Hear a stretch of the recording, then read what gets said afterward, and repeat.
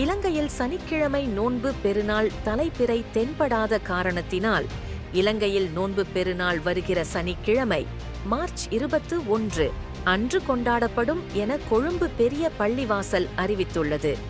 இது தொடர்பான அறிவிப்பு இன்று வெளியிடப்பட்டதாகவும் நாட்டிலுள்ள முஸ்லிம் மக்கள் அனைவரும் குறிப்பிட்ட தினத்தில் நோன்பு பெருநாளை அனுசரிக்குமாறு அறிவுறுத்தப்பட்டுள்ளதாகவும் தெரிவிக்கப்பட்டுள்ளது. மேலும் நோன்பு நிறைவு பெறும் இந்நாளில் சிறப்பு தொழுகைகள் மற்றும் மதச் சடங்குகள் நடைபெறவுள்ளன என்றும் குறிப்பிடப்பட்டுள்ளது.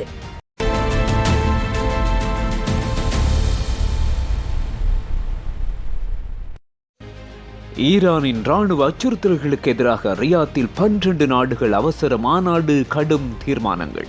ஈரானின் அண்மைக்கால ஏவுகணை மற்றும் ட்ரோன் தாக்குதல்களை கடுமையாக கண்டிக்கும் வகையில் அரபு மற்றும் முஸ்லிம் நாடுகளின் வெளியுறவு அமைச்சர்களின் அவசர ஆலோசனை கூட்டம் சவுதி அரேபியாவின் தலைநகர் ரியாத்தில் நடைபெற்றது. மத்திய கிழக்கில் அதிகரித்து வரும் பாதுகாப்பு பதற்றத்தின் மத்தியில் நடைபெற்ற இந்த கூட்டம் பிராந்திய நிலத்தன்மைக்கான முக்கிய தூதரக நடவடிக்கையாக கருதப்படுகிறது. 2026 மார்ச் 18 மற்றும் 19 திகதிகளில் நடைபெற்ற கூட்டத்திற்கு சவுதி அரேபியாவின் வெளியுறவு அமைச்சர் இளவரசர் ஃபைசல் பின் ஃபர்கான் தலைமை சவுதி அரேபியா, ஐக்கிய அரபு அமீரகம், கத்தார், குவைத், பக்ரைன், ஜோர்டான், எகிப்து, லெபனான், சிரியா, துருக்கி, பாகிஸ்தான் மற்றும் அஜர்பைஜான் ஆகிய 12 நாடுகளின் உயர்மட்ட பிரதிநிதிகள் இதில் பங்கேற்றனர். கூட்டத்தின் போது ஈரானால் மேற்கொள்ளப்பட்டதாக கூறப்படும் தாக்குதல்கள் குறித்து கடுமையான கண்டனங்கள் வெளியிடப்பட்டன. குறிப்பாக எண்ணெய் சுத்திகரிப்பு நிலையங்கள், குடிநீர் விநியோக மையங்கள் மற்றும் சர்வதேச விமான நிலையங்கள் போன்ற பொதுமக்களின் அத்தியாவசிய கட்டமைப்புகள் இலக்காக குறிவைக்கப்பட்டதாக அமைச்சர்கள் சுட்டிக்காட்டினார். இத்தகைய நடவடிக்கைகள் அண்டை நாடுகளின் இறையாண்மையை மீறுவதோடு சர்வதேச சட்டங்களுக்கும் விரோதமானவை எனவும் அவர்கள் தெரிவித்திருந்தனர். மாநாட்டின் முடிவில் வெளியிடப்பட்ட கூட்டு அறிக்கையில் ஈரான் தனது ராணுவ தாக்குதல்களை உடனடியாகவும் நிபந்தனையின்றியும் நிறுத்த வேண்டும் என வலியுறுத்தப்பட்டது.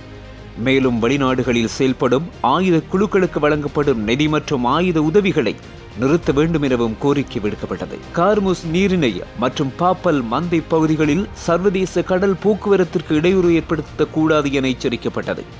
அதேவேளை ஐநா சாசனத்தின் 51வது விதியின் அடிப்படையில் தாக்குதல்களுக்கு உள்ளான நாடுகள் தங்களின் தற்காப்பு உரிமையை பயன்படுத்திக் கொள்ளலாம் எனவும் இந்த கூட்டறிக்கையில் தெளிவாக குறிப்பிடப்பட்டுள்ளது. மொத்தத்தில் ரியாத்தில் நடைபெற்ற இந்த அவசர மாநாடு மத்திய கிழக்கில் அதிகரித்து வரும் பதற்றத்தை குறைக்கும் நோக்கில் எடுக்கப்பட்ட முக்கியமான ஒருங்கிணைந்த நடவடிக்கையாக பார்க்கப்படுகிறது.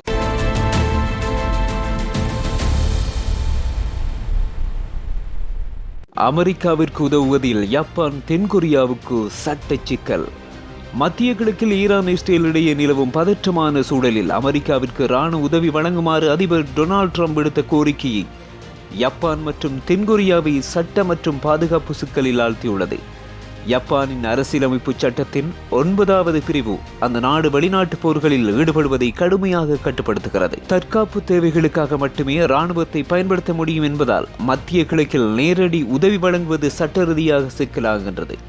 அமெரிக்காவுடன் தென்கொரியா கொண்டுள்ள பாதுகாப்பு ஒப்பந்தம் பெரும்பாலும் கொரிய தீபகற்பத்தின் பாதுகாப்பை மையமாக கொண்டுள்ளது.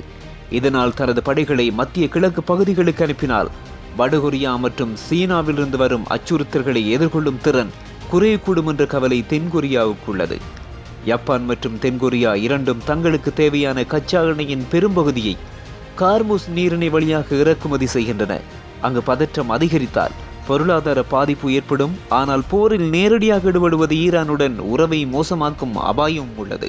இந்த சட்ட தடைகள் மற்றும் தயக்கங்களை தொடர்ந்து மார்ச் 17 அன்று டொனால்ட் ட்ரம்ப் அமெரிக்காவின் இராணுவ பலமே போதுமானது, ஜப்பான் அல்லது தென்கொரியாவின் உதவி தேவையில்லை என தெரிவித்தார்.